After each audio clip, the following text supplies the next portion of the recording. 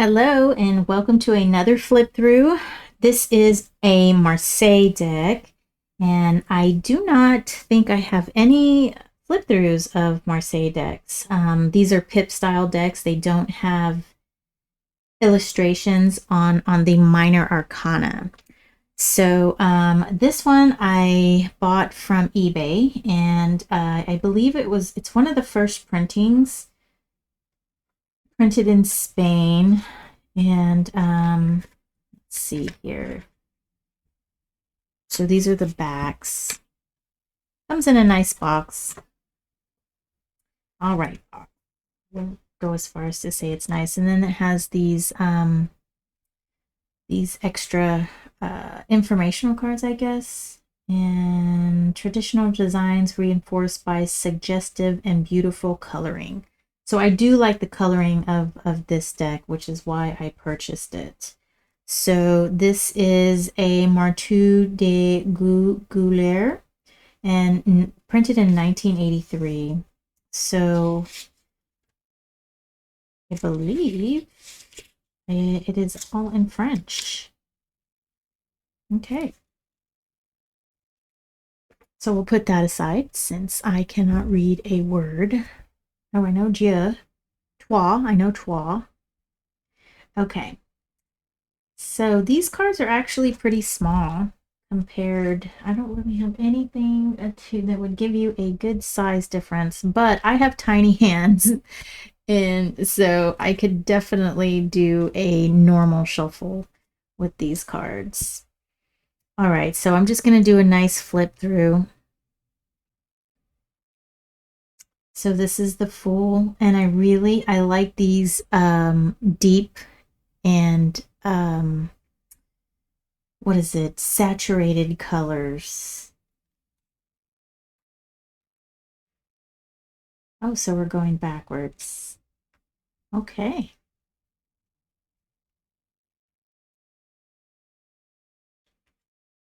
So this is the old style deck, the Marseille style. And so I know some people don't really like the artwork on here because it does seem a little antiquated, but it's I think there's beauty in this type of illustration.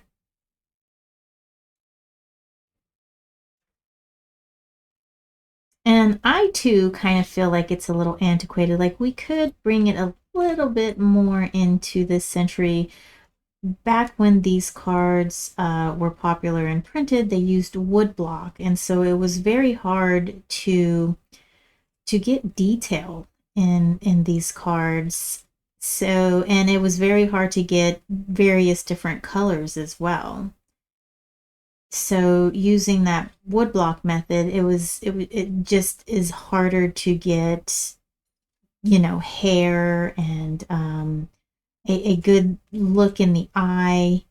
But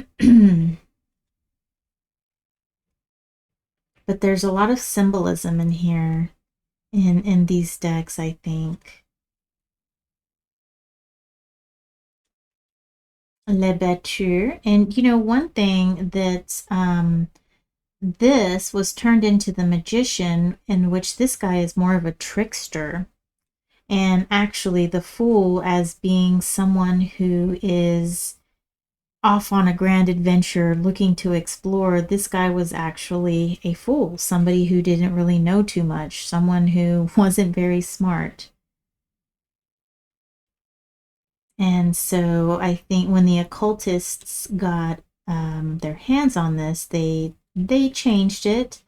And not that I'm against it, not that I'm for it. It's just what happened, and I think it was a good change. Here we have, this is the start of the pips where they are not illustrated. This is where you would use numerology, you would use colorations, patterns. How are these patterns and colors interacting with the cards around them? These floral designs too, you can use that as part of your interpretation of the spread. And of course, there's various different numerology styles, I guess you could say. Some people will say that 7 means wisdom. Others will say that it means spirituality. And so I think when it comes down to card reading and you working with the cards, you find meaning in the cards and you express that. And using your intuition, whatever energy source that you're drawing from, is what makes your readings special, and it makes people more drawn to what you have to say, to what your interpretation is. So these are swords, by the way. They're the curved ones. You'll see what the rods look like. And these are called epis. Does it say here? Yeah, the epi. Cavalier de epi. I think it's epi. Like I said, I don't know French. But I do like the backgrounds of these cards. I have another deck, which I'll do a flip through as well. So one thing that the Golden Dawn did with the fives is that the fives are all like upsets. They kind of change things up. Where 5 in numerology, that's a higher plane. You come out of the 4 plane and you go up into that 5th, into that pinnacle. You reach a higher, you reach into the ether. You go into the spiritual realm because you're no longer confined by your box of reality.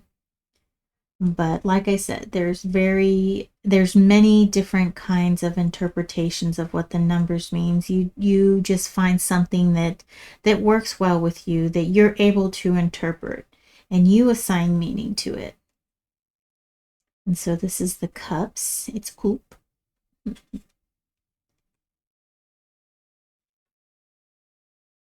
I really like this color of the background, this salmon color. I like that a lot. So here's the 10. I guess this would be upside down, huh? Oh, all of these are upside down. Let's flip them around. And there's the 9. Who was it that said 369 has the answers of the universe? Tesla, Nikola Tesla. And so I always look at 369 as part of creation. The Empress is number 3.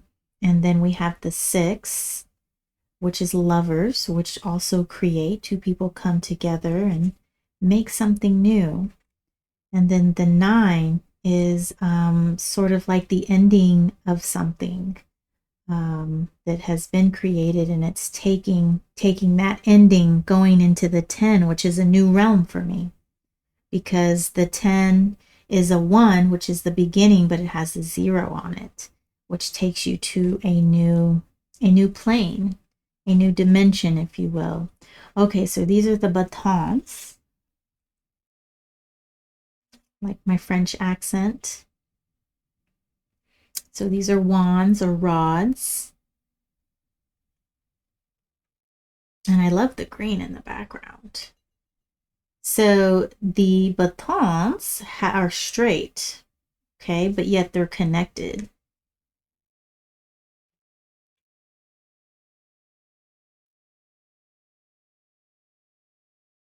And then we'll have these floral patterns that are in here repeating as well. And you can see how they can interact with one another. So there's red here, but yet these blue kind of overlap the red. And you can use something like that in your readings.